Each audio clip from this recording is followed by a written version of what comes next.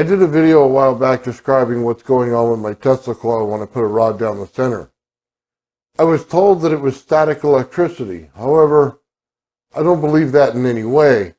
And there's a reason for it. I've done tests, so let the test be the answer, of course. But there's other reasons for it as well and other tests that people have done. So let's be fair and take a look at it, and we'll draw each one and see what the merits are. And I think there's a very simple reason why it's not static electricity. So, we have our Tesla coil here.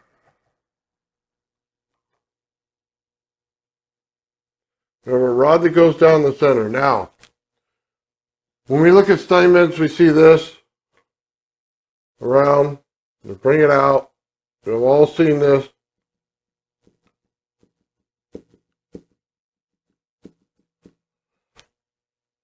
We know this to be the dielectric, the dots. That's the magnetic.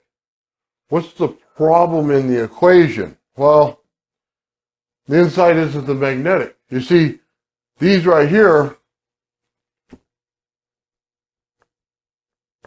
are scalar.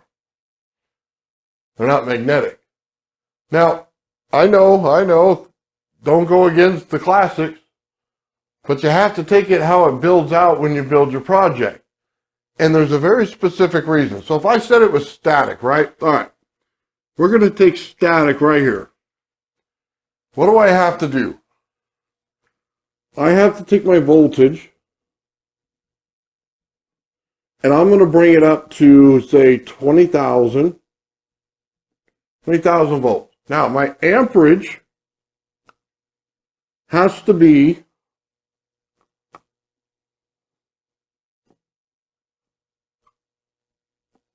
that or lower for my amperage. So 20,000 volts at 0.0924 amps or lower in order to get a static volt. What that means is basically you take a DC flyback, take a second DC flyback, you run the positive here to the negative here, and then you get the negative out here and positive here, and it'll create this. Or you just take a Wilmshurst. That's real simple. Either way, you're getting static. Now, static has certain properties to it. This table is malamine that I'm standing in front of. If I create static electricity, it will run across the malamine. If I took a PVC pipe, it'll run right across the PVC pipe. You see, it's an uncontrolled voltage. It doesn't get pulled in by the amperage. So, it gets spread everywhere. If you could get this number down to 0, could you get the field we're talking about? The problem with that is very simple. You have to have volts plus amps equals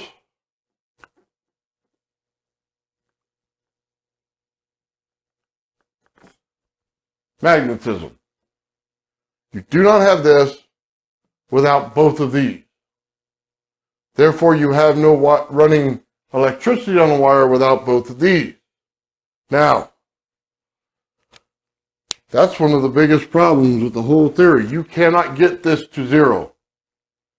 You will lose everything. It does not come out at 0. Now, we build electrodes.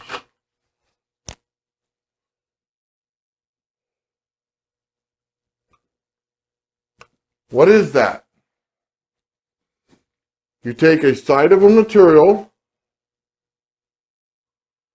you're going to permanently charge it with voltage. Therefore, every time you put your hand over here, the little hairs on your hands or arms will stick up. But it still has an amp in it. Some form of amperage is still in this. You couldn't wipe it out.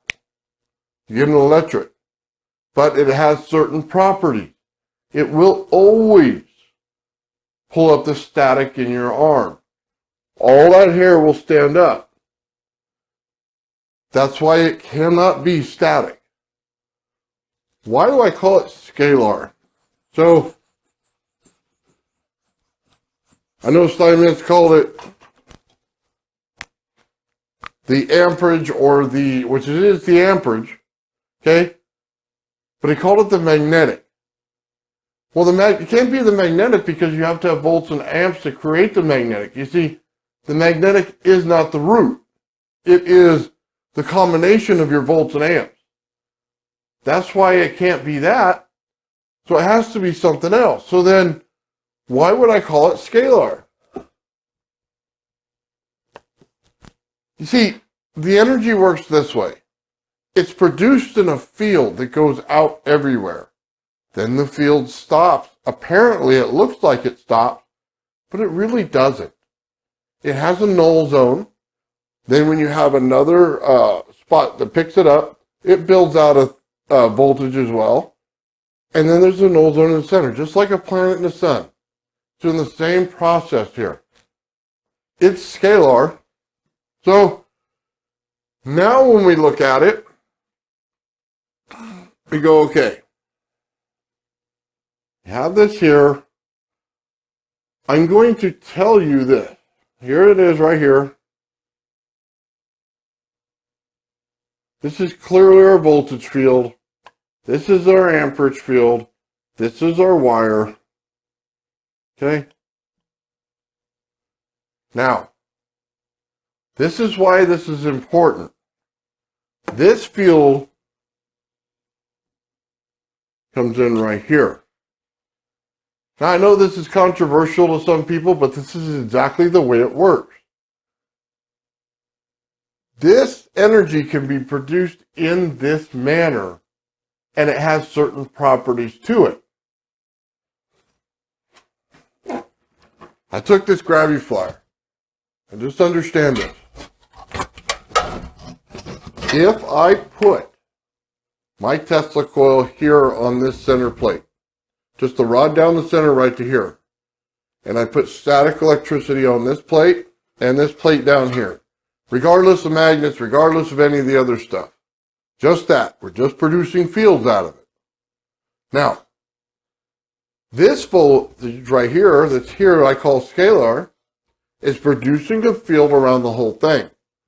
Now, when this comes on, it stays inside of it. It's holding it back. You see, one field is inside of the other. That's why it's working that way. Now, what if we reverse it? Everything you do in this, you have to reverse. Let's put the Tesla coil, run it here, right through the coil, right down the center, right to the bottom. Then we're going to run our static electricity here. What happens? This disc and this disc combine together and they make one field that comes out like a bubble and forces this field to the outside now. Now that field itself stays on the outside. It does not come to the inside.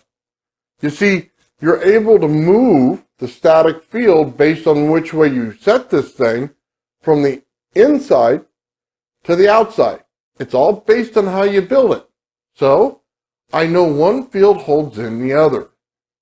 That's why I know this is an inverse. Right here, I've inverted the field. Not many people have seen an amperage field. That's the interesting part. Have you? You see it in scalar. Simons didn't get it wrong on how he drew it.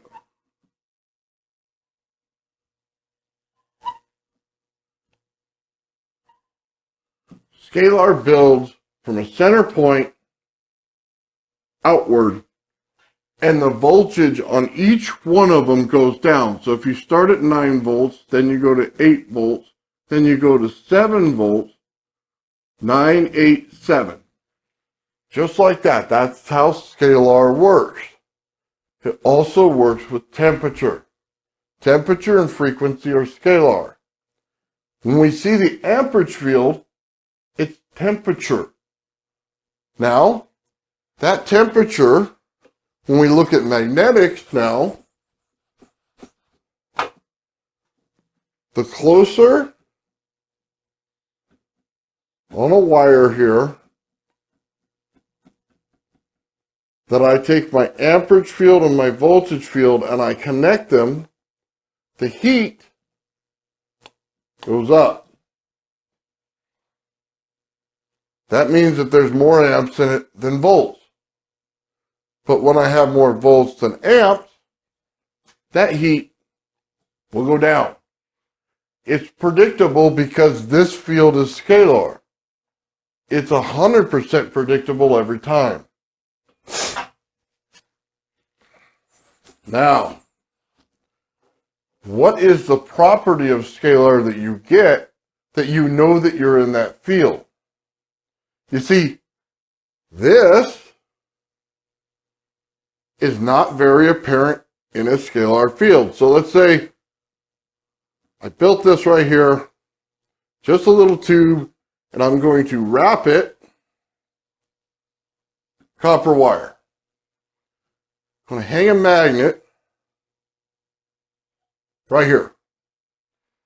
If this had a ton of volts and amps in it, more amps than volts, okay, then this right here should pull this way or push, however you want to see it, either way. The problem is when I did the test, it didn't. It didn't move at all. You could put it over it, it had zero effect to the copper. What does that mean? That means the one that we call the magnetic field is not. It's mislabeled. It's a scalar field. The scalar field has little effect on a magnet. If it was static, this whole thing would have static all over it. All over it. I couldn't get near it without getting shocked. But it doesn't have that feature. It acts as pure energy. Pure energy is scalar, not magnetism.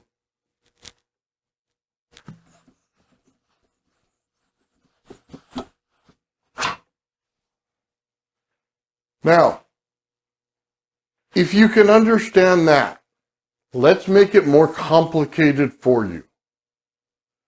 If there is no magnetic field, draw this again.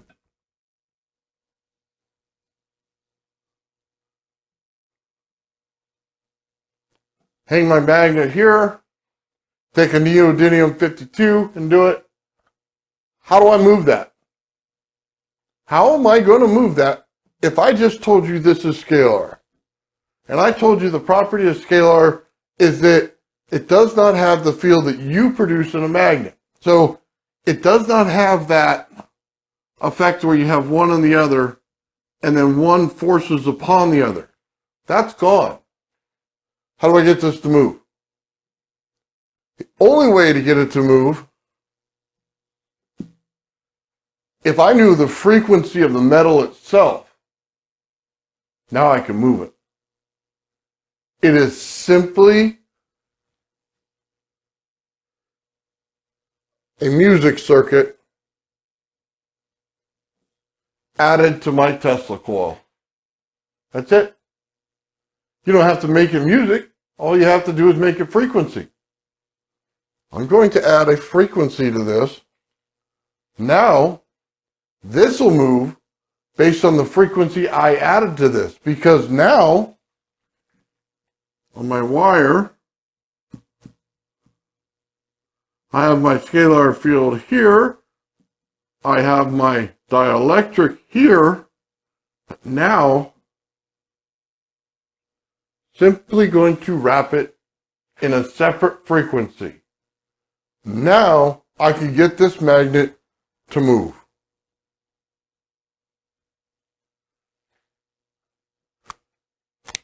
We should know what fields we're in.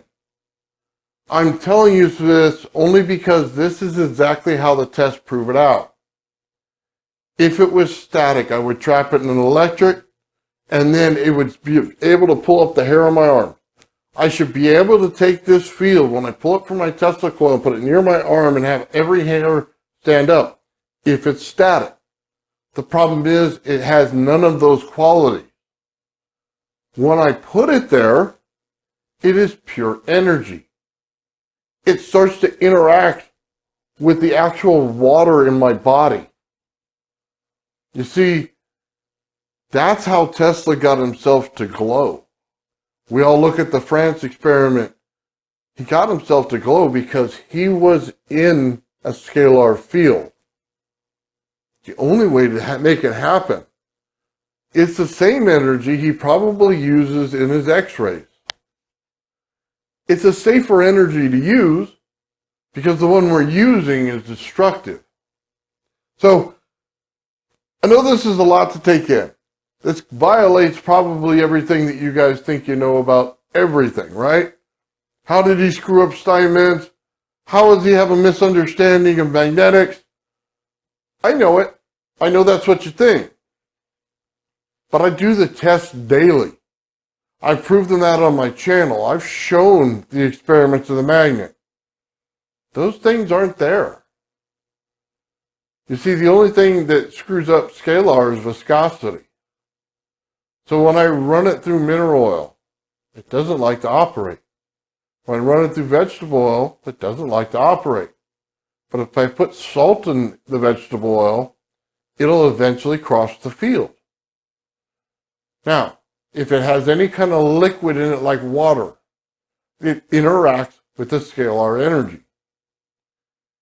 You see, static electricity doesn't work that way.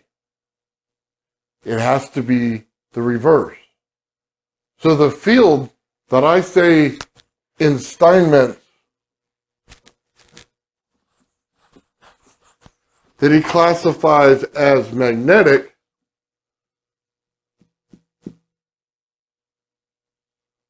right here is not magnetic at all. It's scalar. It takes scalar plus the dielectric, or you could say it as the volts, in order to equal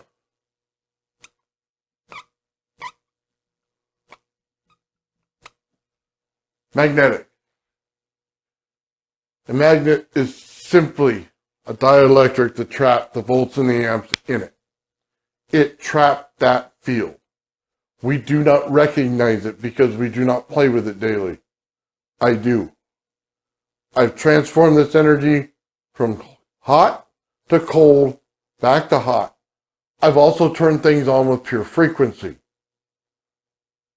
These experiments work because I know what field I'm in. You see, it's not that Simon's got it wrong, he just didn't finish out his work. That's it. That's my understanding of it. You see, if we get this understanding right, and we can all start to see it this way, it changes your understanding of anti-gravity. Now, it's not a subject people like to go into, and I do, so let's go into it a little bit.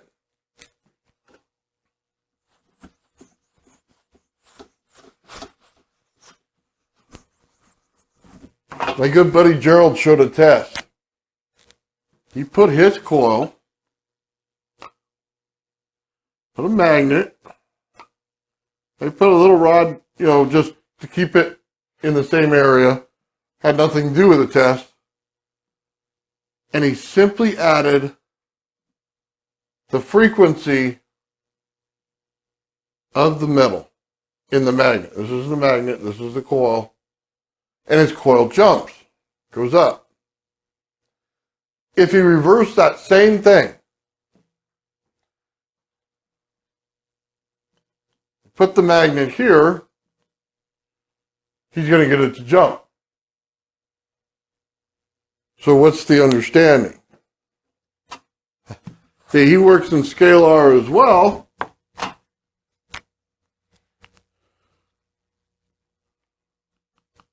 take this rock. This is a bad looking rock. I have it in a bowl right here. Yes, bad looking bowl. Whatever. I'm going to put water into it. The water itself penetrates the rock, goes in here. If I have any kind of quartz in here, let's just call the rock granite. I put this energy in there from my Tesla coil.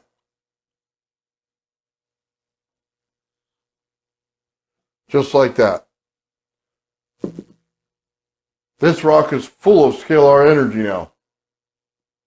Now, I need to add a frequency to it.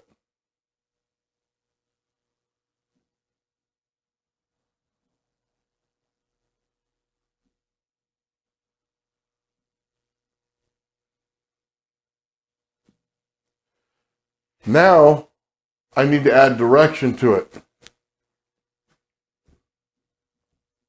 Sound is movement.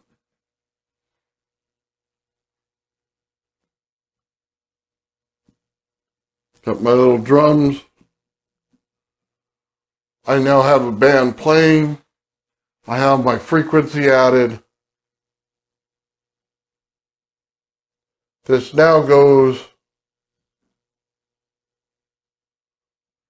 to the ledge of the mountain.